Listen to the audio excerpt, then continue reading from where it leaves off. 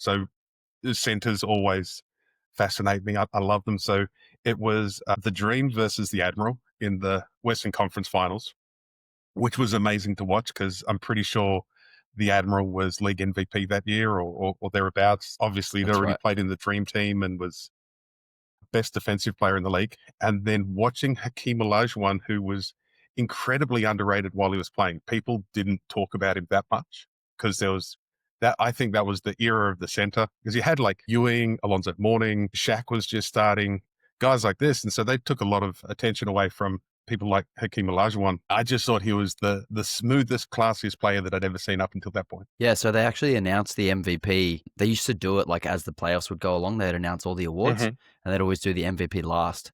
So they announced the MVP award at the start of game one of that series.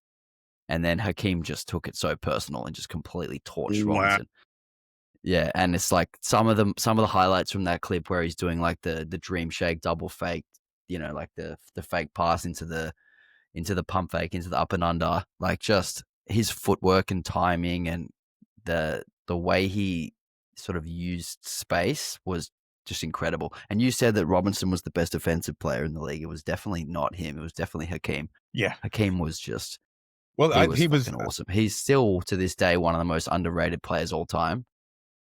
Well, he's what And number if he number didn't four play, block shots all time or something like that. no, he's number one by a Oh, number fucking one. mile. I'm really Yeah, yeah, sorry.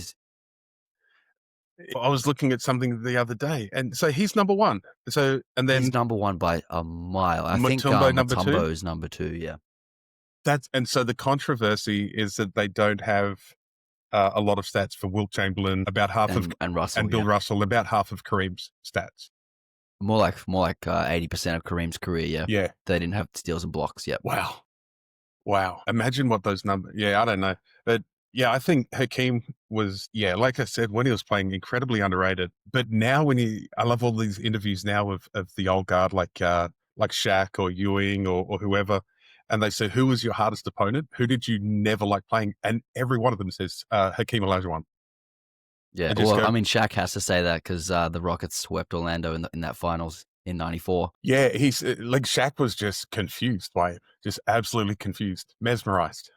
Yeah, He yeah, made he's so good. baby Shaq look slow and weak, which is Yeah, really hard and to do. the crazy thing about Hakeem is they found him in Nigeria and he hadn't played basketball yet. He was 15 and he hadn't played basketball yet. He was just a kid playing soccer. No way.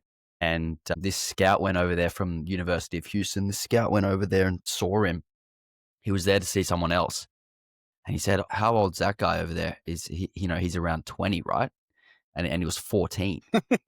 And they were like, oh, bring him over when he's ready. And they started, getting him into leagues and stuff. So he only started playing when he was 14, 15. Get out. And he just had that footwork from playing soccer. Mm-hmm. I mean, imagine him as a goalie. He would have been an unbelievable goalie. Just put his 6'11" with that length. put his and arms out and he's that going to block the speed. whole goal. Yeah. Anyway, yeah. Love Hakeem. Love the Wow. Rockets. Yeah, who else? He had Vernon Maxwell, Clyde Drexler, Yep. Kenny Smith.